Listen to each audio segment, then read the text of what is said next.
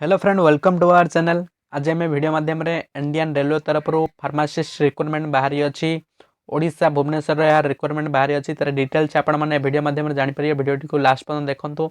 जदि आपने प्रथम आसे चैनल को सब्सक्राइब कर दिंतु।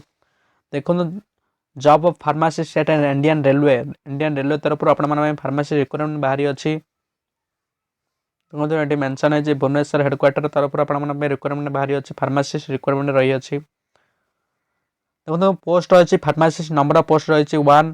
आपनका एजुकेशन क्वालिफिकेशन कौन रही आपनका +2 कंप्लीट होता दरकार विथ आपनका 2 years diploma in pharmacy complete होता दरकार। ताहले आपण माने याको अप्लाई कर परिबे।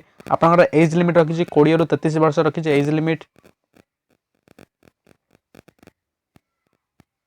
देखो यह कंट्राक्चुअल बेसिक जॉब टी रही अच्छी। आपनकर इंटरव्यू द्वारा आपको सिलेक्शन कर देखो आपनकर इंटरव्यू रही 31/1/2022 आपनकर इंटरव्यू रही अच्छी।